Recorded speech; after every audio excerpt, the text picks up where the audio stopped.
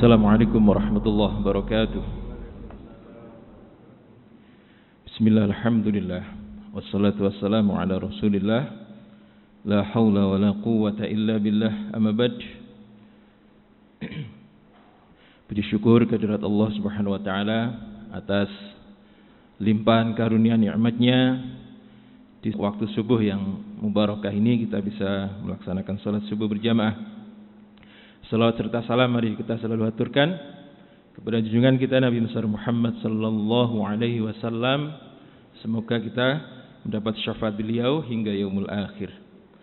Para jamaah rahimakumullah, duduk-duduk kita ini dalam rangka mempelajari kisah-kisah daripada Nabi kita Muhammad sallallahu alaihi wasallam bersama para sahabat untuk mendapatkan tauladan-tauladannya supaya kita bersemangat dalam menjalankan kewajiban-kewajiban atau sunnah-sunnahnya. Para jamaah rahimakumullah, berita bohong yang kemarin sudah kita bahas yang dikenal dengan hadisul ifki membuat Nabi dan para sahabatnya menjadi kurang produktif sebab fokus pada berita tersebut. Bahkan hampir terjadi pertikaian antara suku Aus dan Khazraj. Yang dua suku ini sebenarnya sudah bermusuhan, saling bermusuhan sejak dulu. 100 tahun sebelumnya sudah bermusuhan. Maka kemudian dengan hadirnya Nabi ke Madinah, mereka menjadi berdamai dan bersatu dalam dinul Islam, yaitu agama Islam. Jadi permusuhan itulah yang sebenarnya diharapkan oleh yang membuat berita hoax, yaitu Abdullah bin Ubay bin Salul. Nah, para jamaah rahimakumullah, suatu hari Nabi mendatangi Sayyidatina Aisyah yang berada di rumah orang tuanya Abu Bakar nggih. Beliau kemudian mengucapkan dua kalimat syahadat, asyhadu an la ilaha illallah wa asyhadu anna Muhammadar Rasulullah. Kemudian beliau mengatakan, wahai Aisyah, telah ku dengar berita begini dan begitu tentang dirimu. Jika engkau bebas, maka Allah akan membebaskan dari tuduhan itu. Dan jika engkau telah melakukan dosa, maka mohon ampun dan bertaubatlah kepada Allah. Seorang hamba jika mau mengakui dosa dan mengakui kesalahannya kemudian bertobat, maka Allah akan menerima taubatnya. Nah, para jamaah rahimakumullah, kira-kira ibunda kita Sayyidatina Aisyah mendengar kata-kata begini, kira-kira tambah napa, tambah seneng napa mangkel? Kira-kira tambah mangkel nggih. Ternyata sang suami, yaitu seorang nabi juga, ternyata belum mempercayai dia secara utuh. Masih meragukan berita ini benar apa salah. Sehingga kata-katanya adalah, jika engkau bebas dari tuduhan tersebut, maka Allah akan membebaskanmu. Tetapi jika engkau bersalah, maka bertaubatlah. Itu kata Nabi. Sehingga ini membuat Sayyidatina Aisyah kaget bukan kepalang. Sebab di benak beliau, Nabi tidak mempercayai berita itu. Ternyata masih ada sedikit rasa-rasa percaya. Maka tubuhnya kemudian lunglai, lemes. Air mata yang dari kemarin-kemarin sudah keluar itu nampaknya sudah mampet. Maka kemudian Sayyidatina Aisyah berpaling kepada kedua orang tuanya, yaitu Sayyidina Abu Bakar dan Ummur Ruman. Keduanya pun tampak kebingungan, harus jawab apa dan seterusnya. Mereka juga belum yakin bahwa putrinya itu terbebas dari tuduhan tersebut. Ini membuat Sayyidatina Aisyah semakin remuk hatinya. Maka dalam kondisi yang demikian itu, Sayyidatina Aisyah mengatakan, jika aku mengatakan bahwa aku telah bersalah maka kalian akan mempercayaiku. Itu kata Sayyidatina Aisyah. Kalau seandainya saya mengatakan bahwa saya bersalah, saya berselingkuh, maka kalian semuanya ini, termasuk Nabi, akan mempercayaiku. Padahal Allah tahu bahwa aku terbebas dari tuduhan itu. Demi Allah, aku tidak mendapati perumpamaan diriku dengan kalian. Sebagaimana perumpamaan Nabi Yakub alaihissalam ketika beliau menerima kabar bahwa Yusuf, putranya yang tercinta, itu dimakan serigala. Lalu apa yang dikatakan oleh Nabi Yakub ketika itu? Beliau mengatakan, fasabrun jamil. Sungguh saat ini adalah kesabaran merupakan keadaan yang terbaik. Itulah kesabaranku, kata Sayyidatina Aisyah. Kemudian beliau pergi ke tempat tidur untuk berbaring. Tubuhnya sudah ngeroyo, maka cari tempat tidur untuk berbaring. Sambil berharap bahwa Allah akan menunjukkan kebenarannya kepada Nabi kita Muhammad sallallahu alaihi wasallam. Nah, para jamaah rahimakumullah, bersamaan dengan itu Nabi seperti orang yang sedang kesakitan.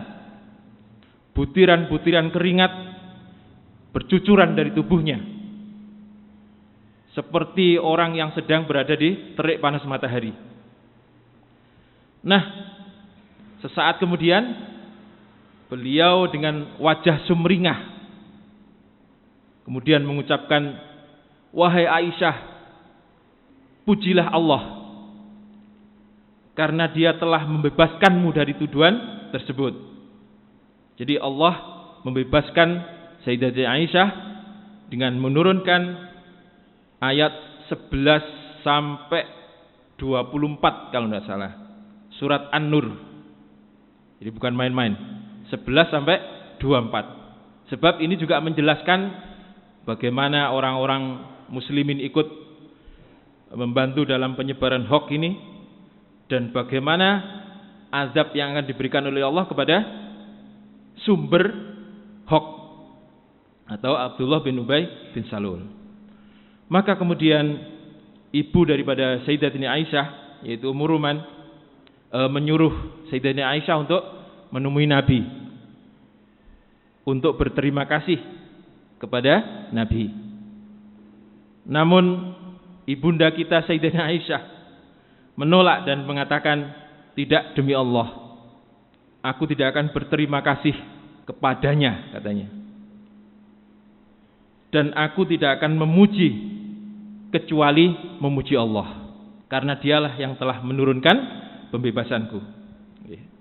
Ini bisa kita pahami bahwa beliau masih dalam kondisi mangkel, masih marah, sehingga untuk mengucapkan terima kasih kepada Nabi pun belum mau. Jadi katanya, tidak, demi Allah, aku tidak akan mengucapkan terima kasih kepadanya, sebab beliau juga tidak mempercayaiku, kira-kira mengatakan. Tetapi aku hanya akan berterima kasih kepada Allah Subhanahu wa taala yang telah menurunkan ayat untuk membebaskanku. Itu yang dikatakan oleh Sayyidatina Aisyah. Nah, para jamaah rahimakumullah, Nabi setelah mendapatkan wahyu ini, mendapatkan ayat-ayat Quran ini, kemudian beliau segera menemui sahabat dan membacakan ayat yang baru turun ini kepada mereka atas pembebasan daripada tuduhan yang disampaikan oleh orang-orang itu, yaitu Sayyidatina Aisyah telah berselingkuh. Maka saya baca dari ayat 11 mawon, yang lain nanti bisa dicek di surat An-Nur ayat 11 sampai 24. Innal ladzina ja'u bil ifki, sesungguhnya orang-orang yang membawa berita bohong itu, usbatum minkum, dari golongan kalian juga. La tahsabuhu syarral lakum, janganlah kalian mengira bahwa berita bohong itu buruk bagi kalian. Bal huwa khairul lakum, bahkan ia adalah baik bagi kalian. Likulli imri'in minhum, tiap-tiap dari mereka, ma'tasaba minal ism, mendapatkan balasan dari dosa yang dikerjakannya. Walladzina tawalla kibrahu, dan barang siapa di antara mereka yang mengambil bagian terbesar dalam penyiaran berita bohong tersebut, minhum, di antara mereka, lahu, baginya, azabun azim, azab yang sangat pedih. Ini azabun azim ini ditujukan kepada sumber daripada pembuat hoax. Sinten mau Pak? Abdullah bin Ubay bin Salul. Kira-kira ngaten. Jadi karena panjang, saya baca ayat pertama mawon. Yang lainnya bisa dicek penjelasannya seperti apa, dalam rangka menjelaskan bahwa Sayyidatina Aisyah terbebas dari berita hoax tersebut. Nah, para jamaah rahimakumullah, lalu bagaimana dengan Sayyidatina Aisyah? Beliau sangat amat gembira. Beliau tidak menyangka bahwa pembebasan dari tuduhan tersebut berupa ayat-ayat Al-Quran yang akan abadi dan dibaca oleh seluruh umat muslim sampai nanti yaumul akhir. Padahal harapan beliau sebenarnya cuma remeh saja, mudah-mudahan Nabi mimpi atau apa gitu, kemudian Nabi yakin bahwa dirinya tidak bersalah. Yaitu sebenarnya cuman itu, tetapi ternyata Allah membebaskan melalui ayat Al-Quran. Betapa bangganya, kira-kira ngoten. Betapa senangnya beliau. Adapun orang-orang yang paling getol dalam menyebarkan berita hoax, kemudian mereka dijatuhi hukuman cambuk sebanyak 80 kali. Jadi para jamaah rahimakumullah, menuduh orang berzina itu hukumannya berat juga. Jadi kalau orang berzina itu berat, menuduh orang berzina juga berat hukumannya. Maka di zaman tabi'in itu ada seorang mudin perempuan, mudin nggih. Kemudian ketika memandikan jenazah, yang jenazah itu dikenal oleh masyarakat itu, masyarakat daerah situ, bahwa orang ini dulunya adalah wanita nakal. Nah, mudin perempuan ini tadi, ketika memandikan jenazah tersebut terucap kata-kata, ketika membasuh kemaluannya mengatakan begini, cara bahasa kita, wis ping piro mbok gawe ngonoan, kira-kira ngoten. Ternyata tangannya ini nempel, Pak. Nempel, tidak bisa diambil. Kemudian semuanya orang bingung, gimana ini caranya? Apa dipotong, apa diapakan? Maka kemudian tokoh-tokoh ulama di situ kemudian bermusyawarah, maka dia telah menuduh orang ini berbuat zina. Walaupun dia terkenal dengan orang yang nakal, tapi dia tidak melihat sendiri. Maka dia akhirnya dihukum dengan tuduhan zina, yaitu didera atau dipukul, dicambuk sebanyak 80 kali. Setelah dipukul itu kemudian tangannya terlepas. Itulah kira-kira orang yang menuduh berbuat zina. Oleh sebab itu para jamaah rahimakumullah, jadi zina itu kalau jenengan tahu di hukum Islam itu hukumannya dicambuk, kalau sudah mempunyai istri atau suami dirajam. Tetapi itu harus ada 2 saksi. Nah, ini yang susah, Pak. Dengan kata lain, perbuatan itu dilakukan terang-terangan, mbok direkam, mbok diapana, kemudian disebar. Nah, itu baru terkena. Tetapi kalau tidak ada orang yang melihat, itu tidak bisa dihukum, Pak. Kira-kira ngoten nggih. Biar urusan dia dengan Allah. Misalnya dia tobat, kemudian Allah menerima tobatnya, tidak ada masalah. Walaupun kita tahu semua orang menggunjingkan orang tersebut bahwa dia adalah pezina misalnya, tetapi kita tidak bisa menuduh dia berzina selama kita tidak tahu sendiri. Nah, ini hati-hati nih. Hukumannya besar juga. Maka dulu Nabi itu pernah didatangi oleh seorang wanita yang mengatakan, "Ya Rasulullah, hukumlah saya sebab saya telah berzina." Maka ditanya oleh Rasulullah, "Apakah ada orang yang tahu tentang perbuatanmu ini?" "Tidak ada ya Rasulullah, hanya Allah, saya dan yang laki-laki." "Kalau begitu bertobatlah, tidak usah tidak usah dihukum, tidak usah dirajam." Tetapi kemudian wanita ini ketakutan, "Saya mau dihukum ya Rasulullah." Sebab memang kalau orang sudah dihukum di dunia, misalnya berzina kemudian dicambuk kalau belum nikah, atau dirajam kalau sudah nikah, itu nanti di akhirat sudah terbebas. Maka kemudian kata Nabi, "Baiklah kalau begitu, tetapi nunggu anakmu lahir." Luar biasa hukum Islam itu ya. Bukan berarti terus, berarti nang ndoli kudu dirajam semua dah ya, enggak bisa begitu. Itulah hukum Islam ya. Penerapannya seperti itu.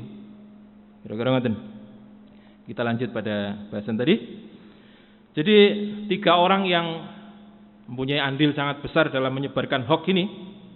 Yang pertama kemana adalah Mistah bin Usasah, kemudian Hasan bin Sabit, yang satunya adalah Hamnah binti Jahash. Itu mereka dicambuk dengan cambukan 80 kali. Sementara sumber dari hoax tersebut tidak diapa-apakan oleh Nabi. Sebab ada manfaat tersendiri, ada maslahat tersendiri.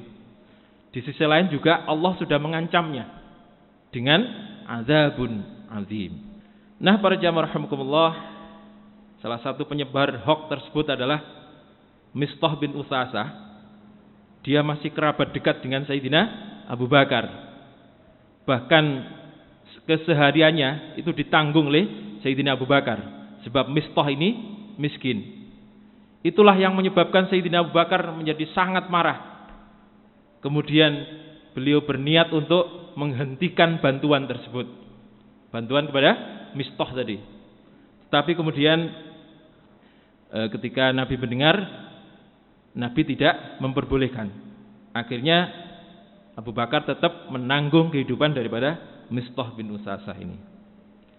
Nah, nampaknya sekilas tujuan Abdullah bin Ubay ini tercapai. Namun di balik itu semua, yaitu yang kemarin sudah kita bahas, mereka hampir saling perang sebab hadisul ifki ini. Tetapi dengan adanya hadisul ifki ini, setelah itu kemudian orang-orang muslim menjadi lebih solid.